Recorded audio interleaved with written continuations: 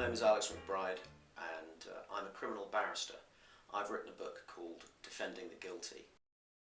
One of the main reasons I wrote the book is I wanted to show people what a lottery the justice system can be. I mean, it is spin the wheel of justice, or it certainly can be. The other thing I wanted to do, and it's so important, is for people, the general reader, take them by the hand and take them into the cells, take them into the courts, take them into the criminal justice system and see what it's really like. It's hopefully a picaresque journey through the underbelly of our criminal justice system. I love the jury system. I love the jury system for two reasons. One is a very selfish reason. The first one, it's incredibly good fun. Persuading a jury or not persuading a jury is an amazing experience. The other reason, and the more serious reason, is it's not hidden away, it's not decided by bureaucrats or by so-called experts. It's decided by 12 men and women, fair-minded, on the strength of the evidence and the evidence alone. Juries aren't embarrassed if they make a decision that might make them look silly or might be unpopular, but with the authorities. They react to things as they come, and they decide cases on their merits, and I think it's an excellent system. I once told a guy to plead guilty almost at the end of a trial, just before he was going to give evidence. He'd been up for stealing money from his employer. His employer was a very unpleasant man, had come across very badly when he had given evidence. And I thought like a lawyer rather than like a fair-minded citizen, and I advised him to plead guilty, and as soon as he changed his plea to guilty, I could see on the jury's faces that they were never going to convict him. And he didn't go to prison, but he's got a criminal conviction for dishonesty, which will be on his record for the rest of his life.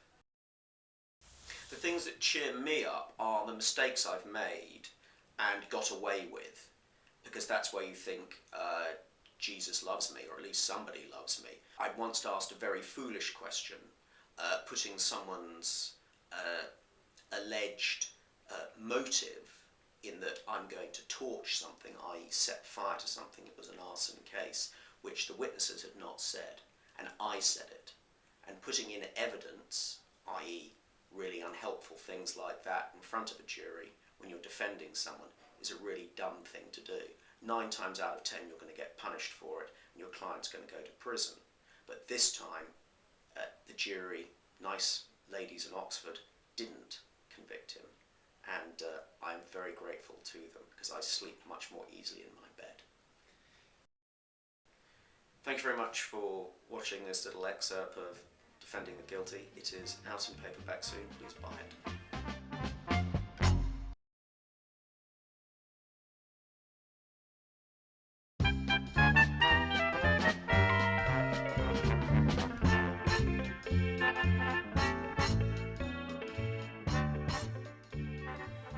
My name is Alex McBride and I'm a criminal barrister. I've written a book called Defending the Guilty.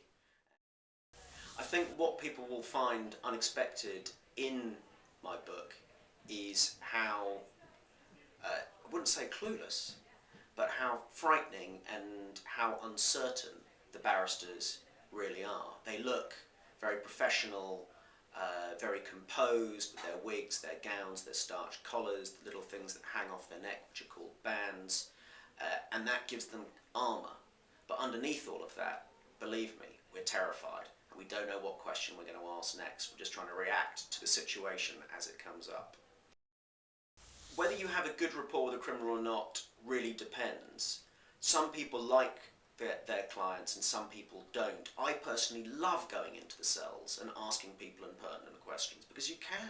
You've got the barrister garb, you are a professional, in inverted commas, and I like people. I like finding out about their lives, finding out how they've managed to end up in a police cell, or more often in a Crown Court cell, and often their stories are pretty funny, often really shocking, and sometimes truly appalling. When I first started, I was a little baby pupil, which is a beginning barrister, and my pupil master, my boss, took me to the Old Bailey cells to meet someone who had lured a rabbi back to his apartment, knocked him unconscious, strangled him, and chopped him up. He'd done a beautiful job, very straight lines, which probably indicates that he'd been practicing perhaps on other people, who can tell. And so I thought meeting him was really terribly exciting in one way, but also pretty scary. People always ask the question, how can you defend someone who you know is guilty? Well, you don't know. If you believe that someone is innocent until proven guilty, then they're entitled to a trial. And if they're entitled to a trial, they're entitled to have a chance of getting off. And what that means is being able to present their case, whether it's a good case or not, is what in the best possible light. And that requires barristers who have to stand in their client's shoes and believe, because indeed, if you're not going to have a trial, you might as well just find them guilty summarily, have a kangaroo court. Thank you very much for watching this little excerpt of Defending the Guilty. It is out in paperback soon. Please buy it.